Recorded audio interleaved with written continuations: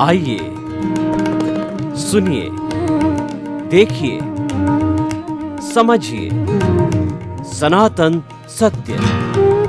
जैसी दृष्टि वैसी सृष्टि, दृष्टि विज्ञान।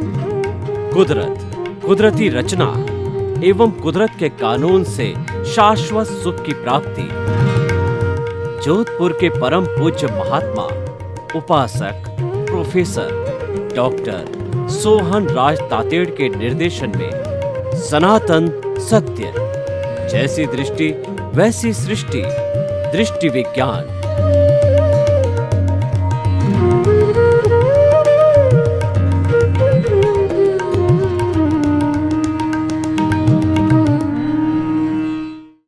भाई और बहनों, मातृशक्ति को नमन। आज का हमारा बहुत सुंदर विषय सच्चिदानंद शिवोहम, यानी कि मैं सच्चिदानंद हूँ और मैं शिव हूँ। सच्चिदानंद का अर्थ होता है कि सत, चित्त और आनंद। सत का मतलब अविनाशी, जो कभी विनाश नहीं होता, और चित्त का मतलब ज्ञान दर्शन वाला, और आनंद जिसका लक्षण है। कुल मिलाकर हमारा जो चेतन तत्व है उसका मूल लक्षण आनंद है, और उसको हम दूसरी भाषा में सुख भी कह सकते हैं। इस दुनिया में जो भी प्राणी जन्म लेता है वह कोई मरना नहीं चाहता। छोटा से छोटा प्राणी भी मरना नहीं चाहता, और उसके साथ साथ में कोई दुख नहीं चाहता। हर एक सुख चाहता है, पर दुख हो जाता है, क्योंकि उसके सृजित कर्म हैं। जब वो उदय और प्रारब्ध में आते हैं तब उसको दुख होता है, और यही व्यवहार जगत कहलाता है। जिस व्यवहार जगत, खुली आँख के जगत के अंदर हम जी रहे हैं, इस जगत में हमारे रिश्ते हैं, नाते हैं, माता है, पिता है, भाई है, बेटे हैं, सारे हैं। और ये जो है वो हमारा भुगतान है। जिसके साथ में हमारा लेना देना हिसाब है, वह व्यक्ति हमारे संपर्क में आ जाएगा।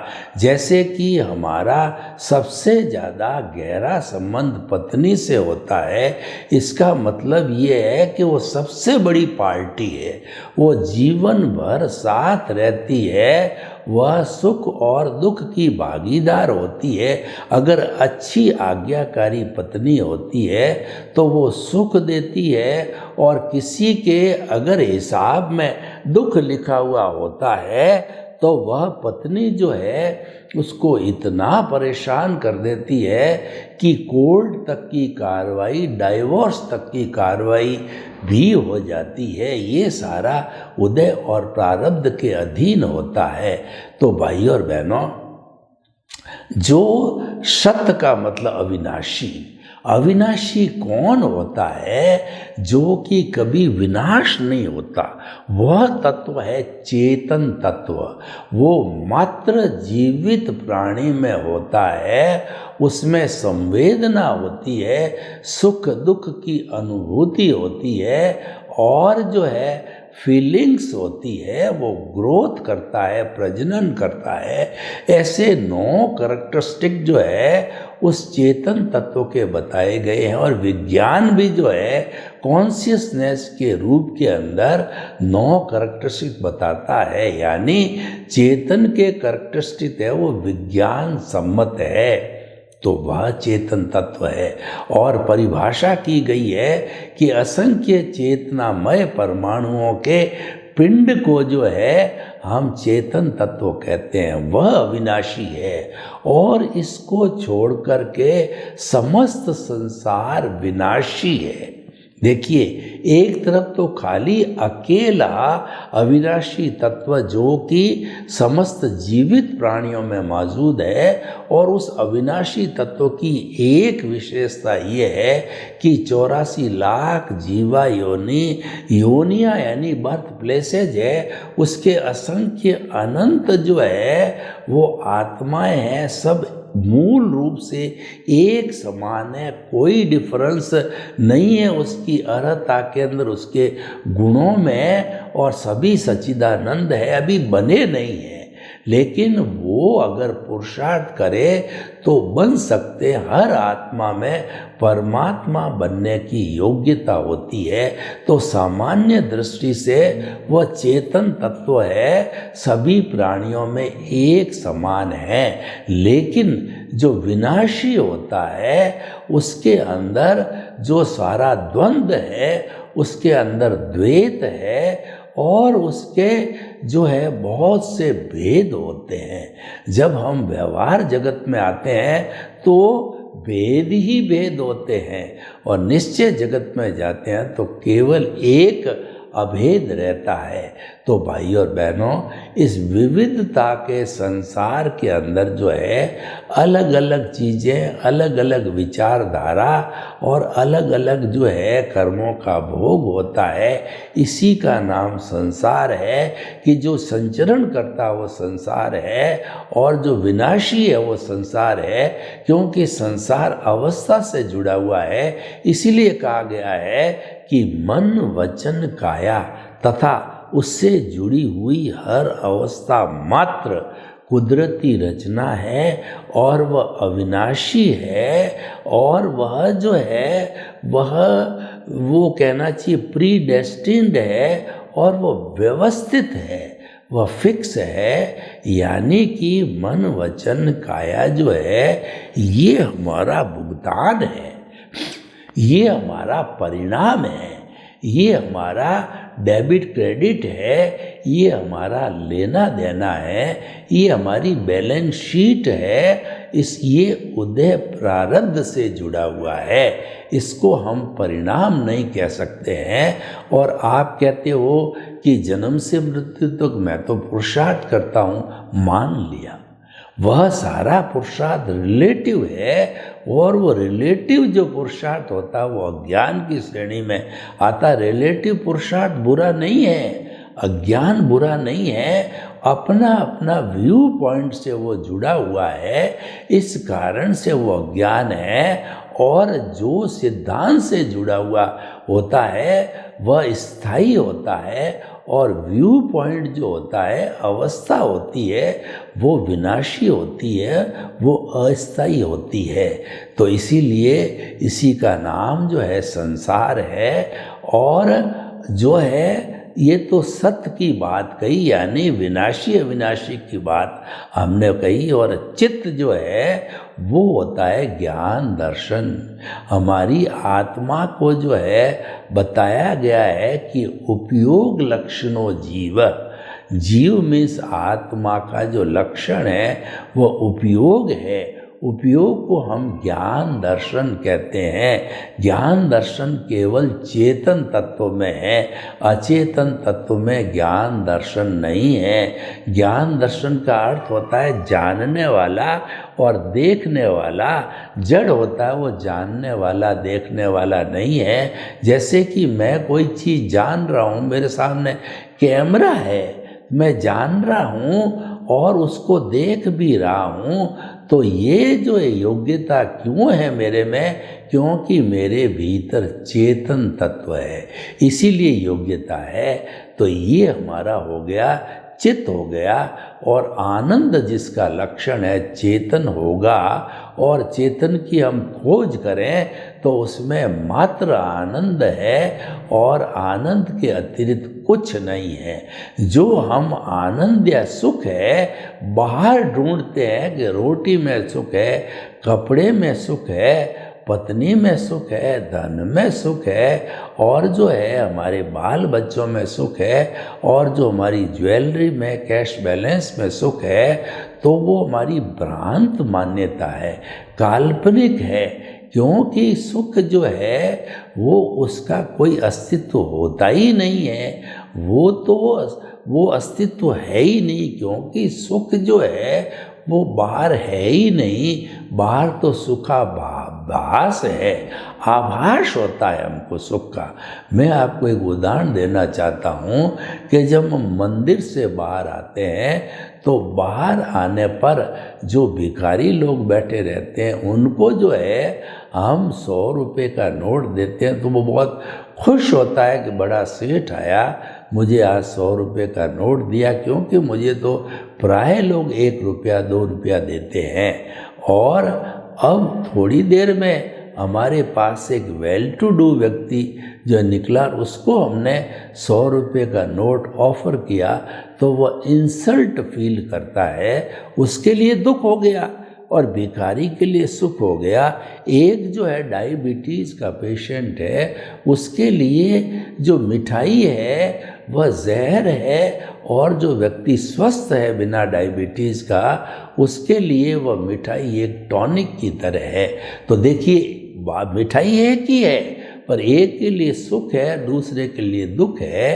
तो इस तरीके से सुख और दुख निरी कल्पनाएं हैं, इसका कोई अस्तित्व नहीं है। सुख तो हमारे भीतर है, क्योंकि वो आत्मा का लक्षण है। एक दूसरा मृग तृष्णा का उदाहरण आपको और देते हैं कि हिरण होता है, उसकी नाभि के अंदर कस्तूरी होती, तो कस्तूरी की महक जो है इतनी फूटती है कि वह हिरण देखता है कि ये महक जो है चारों तरफ कहाँ से आ रही है, उसको ज्ञान नहीं है।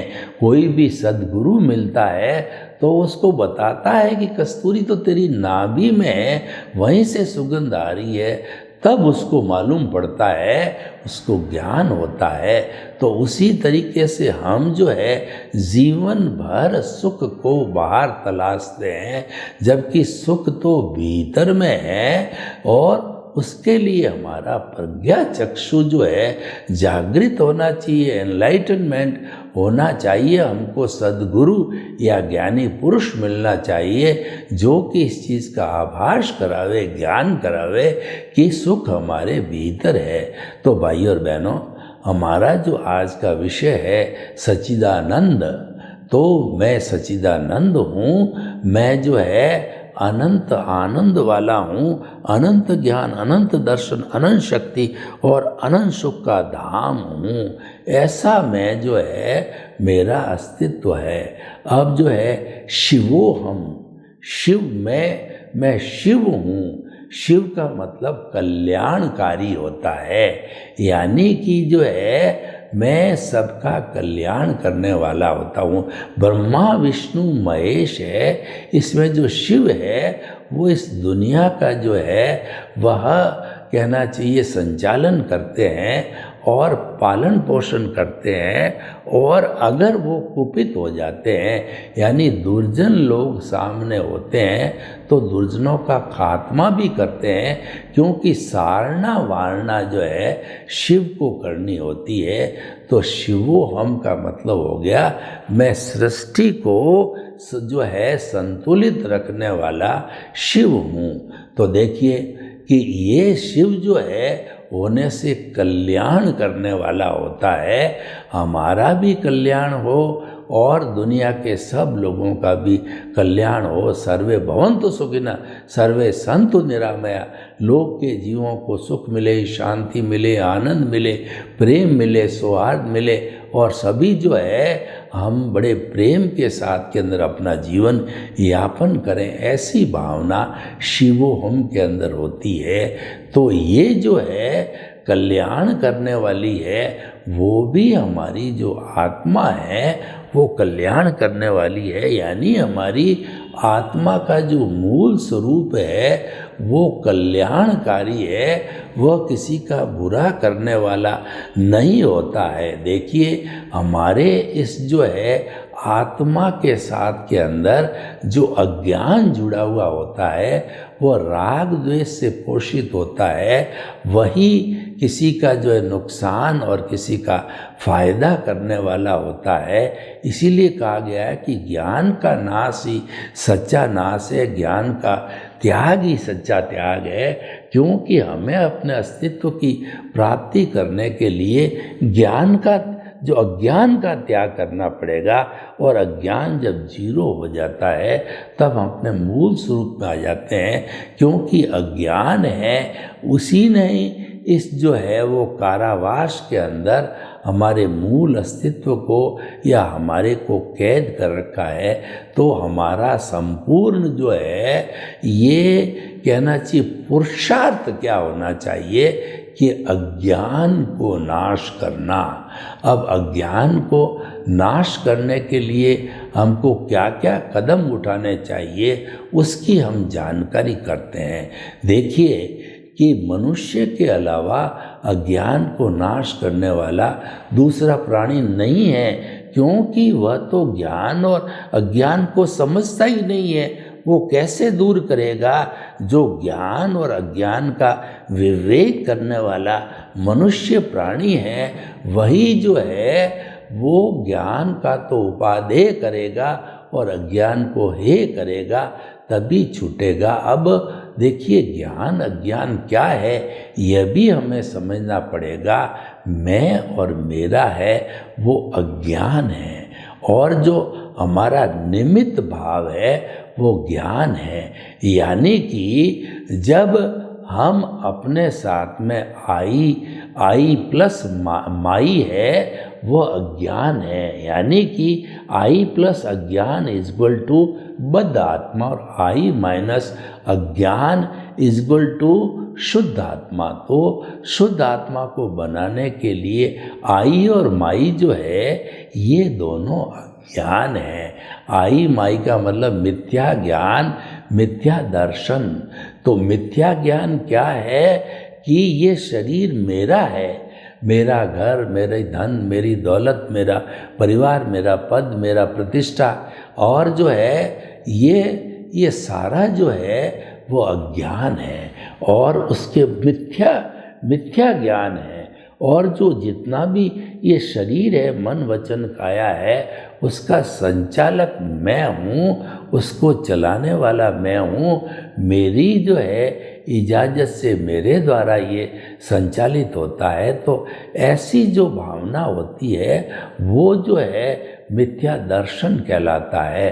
तो मिथ्या ज्ञान और मिथ्या दर्शन जो है ये दोनों, और मौनीय कर्म तीसरा होता है मौनीय कर्म।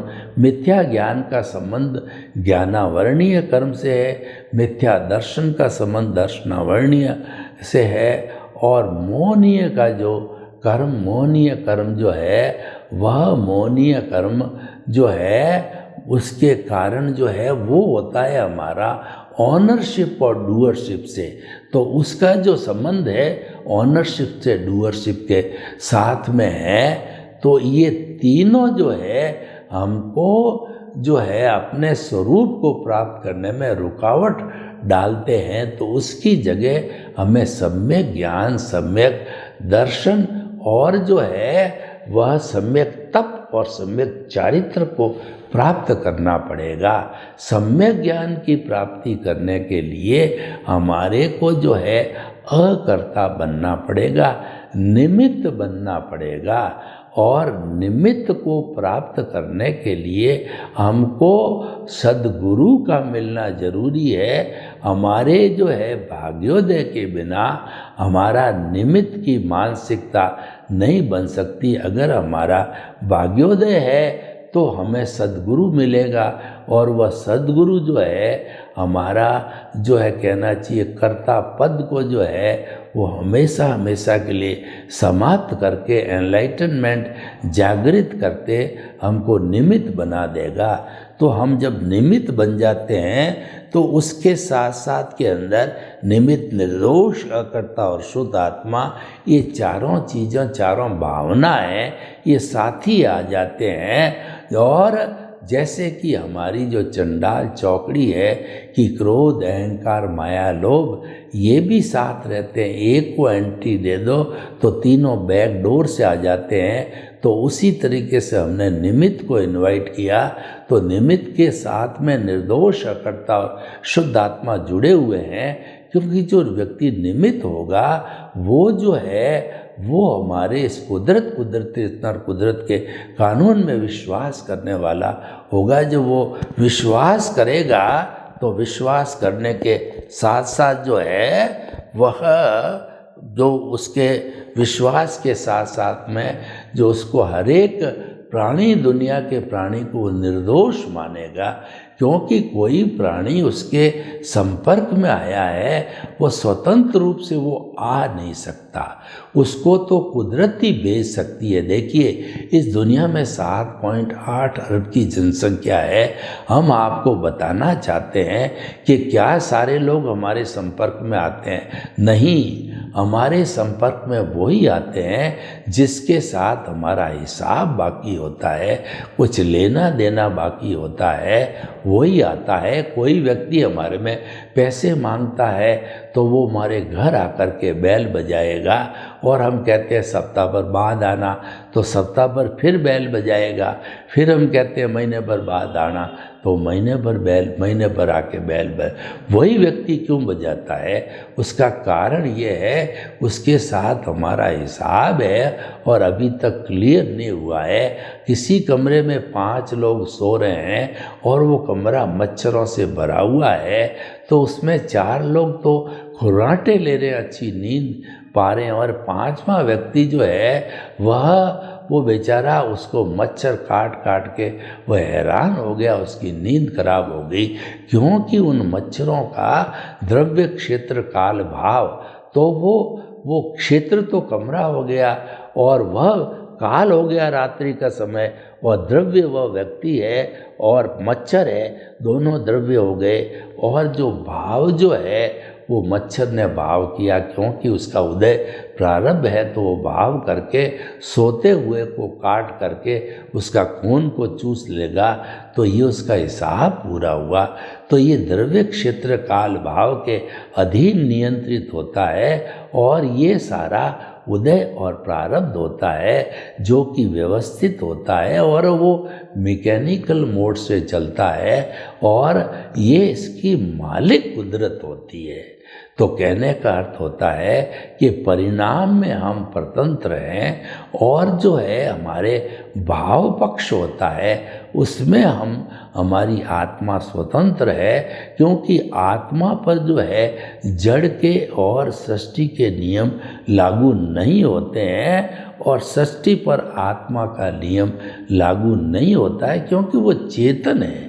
चेतन के नियम अलग है, जड़ के नियम अलग है। चेतन सूक्ष्म है, उसकी कार्य पद्धति अलग है, और जड़ स्थूल है, उसकी कार्य पद्धति अलग है। तो हम जो है वो अपने भाव जगत में जा सकते हैं, यानी कि हमारा जो भीतरी जगत है उसके अंदर हम जा सकते हैं। वहाँ पे हमारा रियल पुरुषार्थ होता है, वो हमारा आध्यात्मिकता का जगत है, वो हमारा प्रज्ञा का जगत है। और वो जगत तब चालू होता है कि जब हम संसार में भटकते भटकते कभी हमारे को अच्छा गुरु मिल जाता, जब वो रास्ता बनता है। कहा गया है कि गुरु गोविंद दाऊ खड़े और काके लागू पाए, बलिहारी गुरु आपने और गोविंद दियो बताए। गुरु और ईश्वर दोनों खड़े हैं, तो पहले हम गुरु का चरण स्पर्श करते हैं कि उन्होंने हमको रास्ता बनाया, उससे हमको भगवान की यानी हमारे स्वरूप की स्मृति हो गई। पर वो रास्ता तो गुरु बताता है, तभी हमको प्राप्ति होती है। तो भाई और बहनों, हम आपको बताना चाहते हैं कि ये सारी स्थिति तब आती है जब हमारा एनलाइटनमेंट होता है, जब हमारा ज्ञान होता है, जब हम अंतरात्मा बनते हैं। तो देखिए, सच्चिदानंद और शिवो हम, ये मैं स्वयं हूँ, इसकी हमें प्राप्ति करनी है, ये हमारा लक्ष्य है। इसका अर्थ ये है कि मुझे परमात्मा बनना है, और वह अगर हम लक्ष्य रखेंगे और उसी के अनुसार भाव डालते रहेंगे, यानी कॉज फ्री भाव डलेंगे हमारे, तो उससे जो पुण्य होगा वो मुक्ति के लायक और सहायक होगा और धीरे धीरे कुछ भवों के अंदर हम मुक्ति को प्राप्त हो जाते हैं, हम स्वयं ईश्वर बन सकते हैं। तो भाई और बहनों, ये सच्चिदानंद शिवो हम बनने की सारी प्रक्रिया है। इस प्रक्रिया को हम अपने मनुष्य जीवन में ये लक्ष्य बनावें तो ये प्रक्रिया बन सकती है। ये लक्ष्य बनाने के लिए हमको थोड़ा अंतर्मुखी होना पड़ेगा। जन्म जन्मांतर में हम बहिर्मुखी घूम रहे हैं, बाहर घूम रहे हैं, दूसरे के दोष निकाल रहे हैं, इंद्रिय सुख को भोग रहे हैं और हमने ये मान लिया कि ये जो कुछ भी सुख हमको इंद्रियों के द्वारा मिल रहा है वही फाइनल है और वो हमें छोड़ना नहीं चाहिए। लेकिन जो लोग मुक्ति चाहते हैं वो इंद्रिय सुख को साइड में करते हैं और जो आत्मा का सुख है उसको प्राप्त करते हैं और वो उसके लिए रियल पुरुषार्थ करते हैं। देखिए, संसार को प्राप्त करना तो रिलेटिव पुरुषार्थ है। जैसे कि हम बड़े हो गए तो हमने इंजीनियरिंग की पढ़ाई की, हम इंजीनियर बन गए, पैसा कमाया, मकान बना दिया, शादी कर ली और बाल बच्चे हो गए, पोते हो गए और हमारा संसार बढ़ने लग गया। लेकिन उसके साथ साथ में अगर हमें शाश्वत सुख की प्राप्ति करनी है, मुक्ति को प्राप्त करना है, तो हमें दूसरा रास्ता लेना पड़ेगा, क्योंकि वो तो संसार का है। तो हमें तो भीतरी जगत का रास्ता लेना पड़ेगा। तो भाई और बहनों, इस तरीके से हम शिवो हम और सच्चिदानंद बन सकते हैं। सर्वे भवन्तु सुखिनः, सर्वे सन्तु निरामया। लोक के जीवों को सुख मिले, शांति मिले, आनंद मिले, प्रेम मिले, सौहार्द मिले और हमें सभी हिल मिल करके और हमारे इस जो है वो देवत्व को धरती पर उतार लाएं। आपके प्रति मंगल भावना।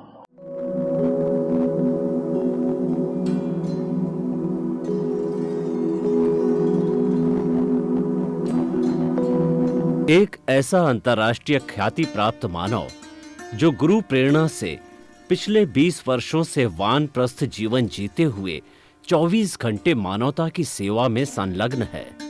एक ऐसा मानव जो अभी राष्ट्रीय, अंतर्राष्ट्रीय टीवी चैनलों पर 7,500 एपिसोड के माध्यम से सनातन सत्य, आत्मविज्ञान एवं पुनरुत्थान, व्यवहार एवं निश्चय जगत के जीवनोपयोगी विषयों पर हृदय स्पर्शी प्रवचन कर चुका है। उस मानव का नाम है महात्मा उपासक प्रोफेसर डॉक्टर सोहन राज तातेड़। प्रोफेसर तातेड़ द्वारा योग, दर्शन, शिक्षा विषयों पर रचित पीएचडी स्तर के 250 शोध ग्रंथ भारत के 100 प्रतिष्ठित विश्वविद्यालयों में शोधार्थी पढ़ रहे हैं तथा वे सभी शोध ग्रंथ वहां की सेंट्रल लाइब्रेरियों में उपलब्ध हैं। महात्मा सोहन राज ने अभी तक हजारों स्कूलों, कॉलेजों, विश्वविद्यालयों एवं संस्थाओं में सेमिनार, वर्कशॉप, कैंप लगाकर लाखों विद्यार्थियों को योग, दर्शन, शिक्षा का प्रशिक्षण देकर उन्हें सुसंस्कारित किया। डॉक्टर तातेड़ ने भारतीय संस्कृति उत्थान के 4000 से अधिक समसामयिक विषयों पर आर्टिकल लिखकर ऑनलाइन जर्नल, पत्रिकाओं, वेबसाइट्स पर प्रकाशित किया, जिसका उपयोग लाखों पाठक कर रहे हैं। उपासक तातेड़ के 5000 से अधिक आज का सुविचार, आज का शुभ संदेश, आज का मंगल भावना योग आदि चिंतन websites, Twitter, blogger, Facebook, YouTube माध्यमों से लाखों लोग अपना जीवन निर्माण कर रहे हैं। मानवता के मसीहा ऐसे महामानव महात्मा सोहन राज तातेड़ के प्रोफाइल को अभी तक विश्व के 20 लाख दर्शक यूट्यूब पर, 12 लाख गूगल पर एवं लाखों दर्शक फेसबुक, ब्लॉगर, ट्विटर और इंस्टाग्राम पर देख चुके हैं।